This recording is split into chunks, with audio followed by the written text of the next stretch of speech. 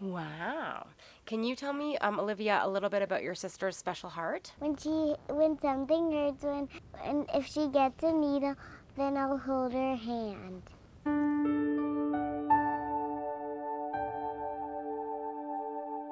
I'm Danielle and this is Vince Tersini, and our daughter is Isabella Tersini, and she has a congenital heart defect called right atrial isomerism. My name is Laura, and this is my husband Brian, and my youngest son Owen. When I was pregnant, we found out that our son was going to be born with a major congenital heart defect, and he is now 7.5 and probably doing better than anybody has ever expected. Hi, I'm Gabriel and I am 10 years old. Hi, I'm Dr. Golding, and I am not 10 years old. I have followed him ever since he was born, and he's had 4 open heart surgeries, and we are here today looking at how good he's doing. And how do you feel? In October 2014, we adopted Jaden from Vietnam. At the time, we were under the impression that he was a repaired Tetralogy fellow. But once we got over there, within under 24 hours of being in Vietnam with him with us, I quickly realized that something wasn't right. We took him into a clinic there, and that's when we found out he'd just had a palliation, just had a BT shunt. We knew that bringing him back to Toronto, he would need a full repair, and he ended up having a very long course here at SickKids, spent a year at SickKids. We had a baby in October, and she was beautiful. And her name was? Lola. Lola. Her name was Lola. The day after she was born, we were advised to take her in for a checkup at the hospital. First, we went to St. Mike's. And that's where they discovered that she had an enlarged heart, and they transferred her here to SickKids. And she was in NICU for most of the time, which was about 2 weeks. We lost Lola on November 8th, and obviously she's remembered every day and loved every day.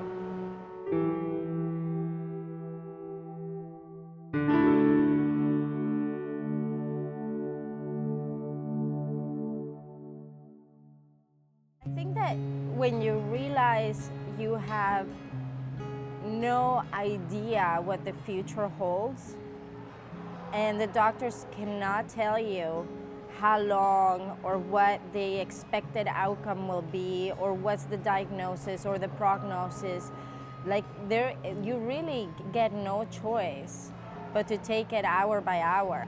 It really, wow, it's just unbelievable. It really makes you see that when you have so many plans and get so attached to the outcomes of, of that plan, it's a little bit of a waste of time because we really don't know. And that happens, it's a huge help for me now, because my happiness does not depend on something in the future.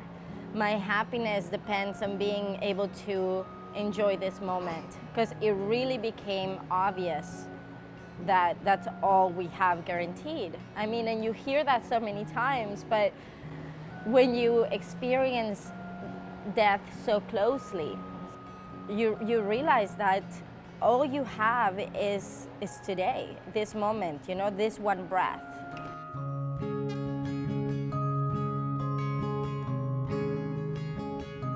You made a good point as to we try to think in the moment. You can't help but think of the future too, which I think helps us think to be in the moment for the most part, because we know the future is uncertain for us. We really live day to day, like, okay, he's still with us today. Let's go to tomorrow. And he's still doing okay today. Let's go to tomorrow. And that's how we started living, and just sort of celebrating each moment, each day. There's always something to be thankful for, and sometimes it's not much. And we've had days where there's very, very little to be thankful for. But we try to hang on to those. And so we celebrate every time he learned how to walk. We celebrate every time he sat up. Look where we are. He's survived 7 surgeries last year. That's huge. His heart has improved despite some crazy odds. We're excited about that. But really, those moments when we're all together, and it happened immediately after Lola's passing. Like, we walked out of Sick Kids holding hands with Mar and going 1, 2, 3, jump, 1, 2, 3, jump, you know, and it was the fall, and I remember the day after, we made a big pile of leaves and Mar was jumping in the leaves, and they were really, really happy moments, and we were laughing, you know, and then I would be like, oh my God, 24 hours ago she was passing in my arms, and yet, you know, somehow, how can you not smile looking at her, you know? So I think it's just really valuing what we do have, you know, and just really just looking around, and just, it's a beautiful day, and I'm healthy, and I'm gonna make the most of it, you know?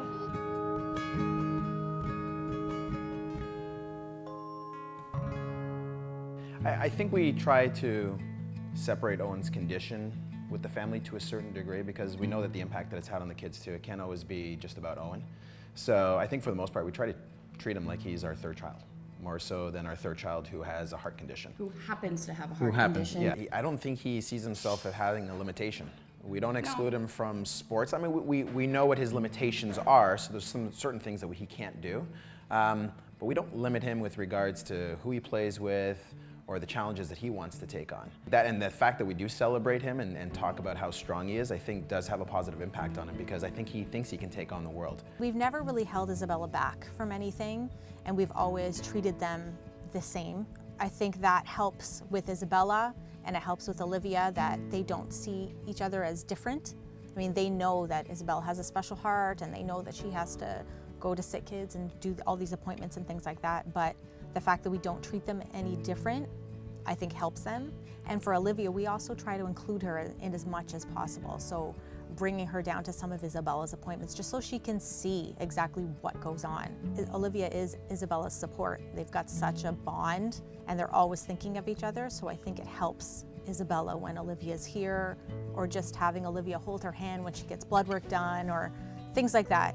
Focus on normalizing Jaden's life as much as possible in the hospital involved our other children.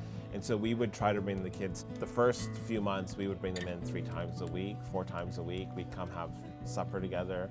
They'd sing, hold hands, read books, and just spend time with him. And they just celebrated whenever they came in. He was like smiling. They would just be over the moon.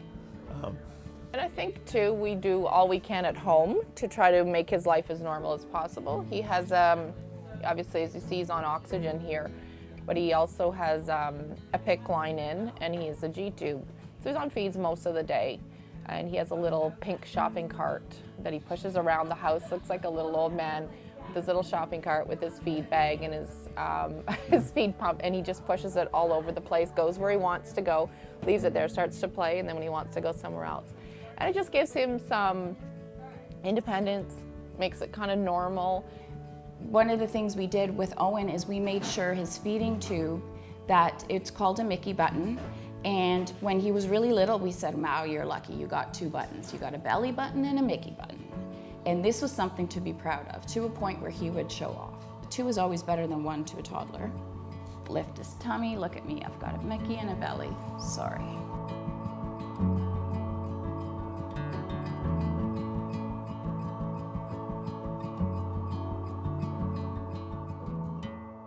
You can overcome really scary things and come out at the end and be okay. I love to run, and when I run, I feel connected to Lola. She's the one who gets me out of the door in the morning. She's the one who gets me up the hills. I've got this thing where when I'm running up a hill, she's like, she's on my shoulders, or she's pulling me up the hill. She's kind of gets me through the difficult parts of my run. For us, it's just staying positive all the time, and it's not just us, it's our whole circle of family and friends. Everybody is always so positive and giving such, just letting us know that they're there for us if we need anything. We came up with that hashtag Spread Red for Bella, when she had her last surgery was we wanted to it allowed us during that surgery time to see what everyone was doing. And I mean, we had people that barely knew us posting pictures wearing red. She reached so many people, and so many people were there to support us. So that, kept us being positive along the way. She's such a little firecracker, she's such a little fighter. So everybody was just so inspired by her that they wanted to do whatever they could to help us, to help her, to help the hospital. It completely helped us get through that time. I had a really good friend. She came up with the idea for the book to show a family's, struggle, but still have these, wonderful things can happen, and it's not always doom and gloom, and that you can celebrate even during difficult times, and that there is things to celebrate. Through some of the challenges that we had with Owen, we were able to build more awareness out there and to let people know that there is a hospital that is dedicated to children, and there are conditions like this that people aren't even familiar with. And if a book that's created by a great friend of ours can help do that, then it makes us feel good.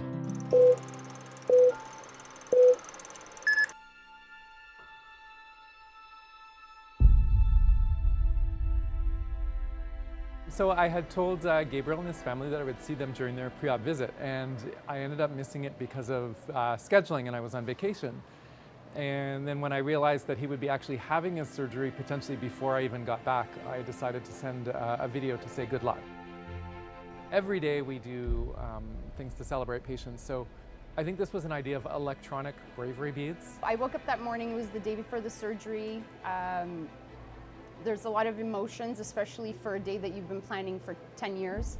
I just thought it was a message from Dr. Golding, which already I thought was sweet enough. He was on vacation, that he would do that for Gabriel.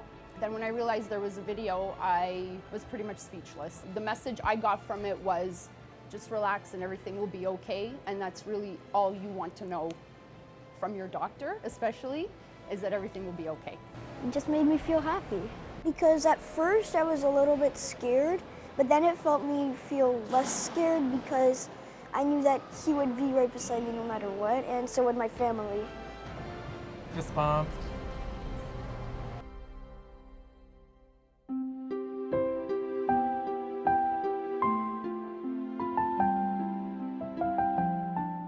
A couple things that Lola taught me was being powerless. Like she was completely powerless over what was going on, and so were we. And the other thing really that I think about often is surrender. I think with Lola, like she basically she was just saying to the doctors and like, hey, you know what, it's up to you. I'm in your hands, and you're gonna do what is best, and I know you're gonna try your best. And I think for me, often at work during the week, when things don't go my way, when I don't get what I want, it's like, you know what, that's okay. I'm not always gonna get what I want, and it makes me think a lot about Lola. We're thankful for all that SickKids has done for Jayden. We've had some rough days here, some very discouraging days, but at the end of the day, we're just thrilled that the SickKids staff didn't give up on him. The reality is some of these kids aren't going to be adults, and we know that, and we've said goodbyes to a lot of kids.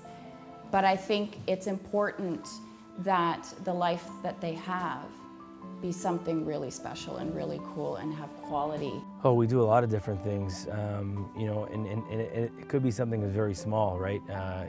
Like for example, yesterday we just all went out for a walk together, all of us. And the fact that we're able to do those things today, where 5 years ago we didn't know if we were going to be able to, that's a big thing for us. That's really how we celebrate it, with the small things. I mean, doing this video is also for her, right? Like, we're celebrating her. Every time we talk about her, is celebrating her. Like Lori says, every time you talk about her, you're being a mother to her.